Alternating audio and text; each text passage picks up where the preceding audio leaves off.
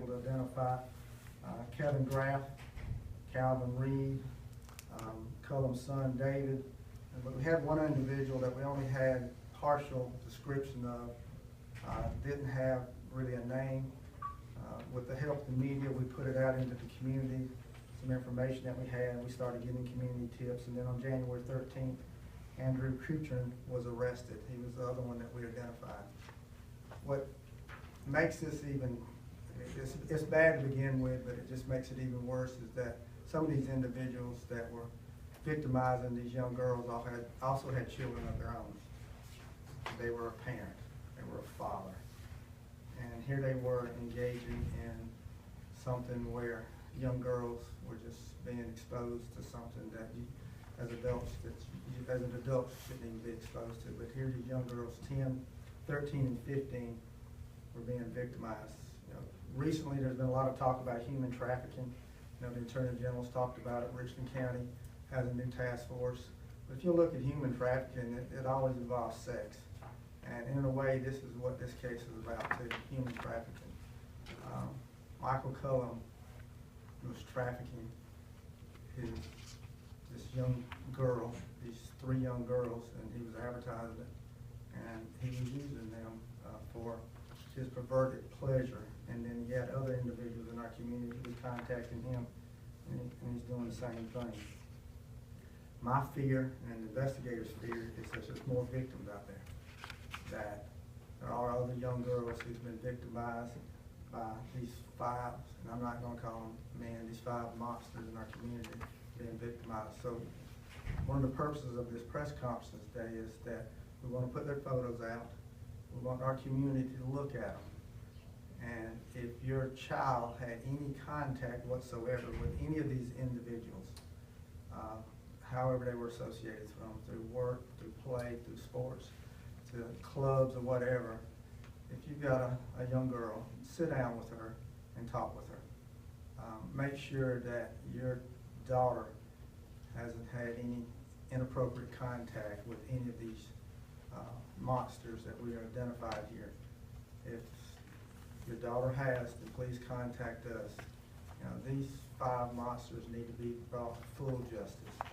We shouldn't have a victim out there that's going to suffer for a long time because there's not closure to the case, that something's happened to them terrible and nobody knows about it but them.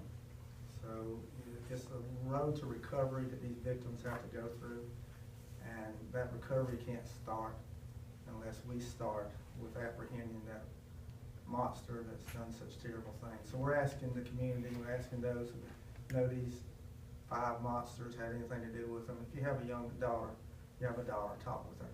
Just sit down and have that talk with them, and let us get involved in something that's happening. But all 5 have been arrested. Again, these are individuals that are in our community. While Michael Cullum wasn't a regular deputy, he was a reserve deputy. He was part of this department, and I apologize to the community for having someone like this within the ranks of the Richland County Sheriff's Department. But I'll assure you, once it came to our attention, there was not 1 minute of hesitation by our investigators to bring the full force of the Sheriff's Department down on his head and anybody else that had anything to do with this sex ring that was going on. Questions? Sheriff, is it known if there's any primary figure in this and who was leading this ring, or who was kind of in charge of what was going on? Michael Cullum was in charge of the ring. He was doing the advertising on these swinger websites. He was the one that was making the young girls available, and then he would be contacted by these other people, and then they'd arrange a meeting, and that's when the terrible things would happen. You mentioned other potential for other victims. Is it known at this point? Is there any footprint on how many women do you believe could be impacted by this, or how many young girls? These aren't women, these are kids. Let's not even describe them as women. Women sound like an adult. These are kids, 10, 13, and 15. These are kids. We have no clue. And that's why we're having this press conference to let the community know what's going on, asking for more help from the community. The community's already been very helpful with us in helping us identify the 5th one that we didn't know a little bit about. So we're asking the community to continue to be just as angry as I am, just being just as upset as I am. So let's see what we can do to make sure we don't have any other victims out there. How long do you believe this was going on? A couple of years, at least 2 years that we know of that was going on. Way too long. With the same girls? Years? Same victims were involved in it, yes. This type of crime, it sickens and angers you, doesn't it? Talk about you, obviously. It sickens and angers me as a cop, but also as a parent.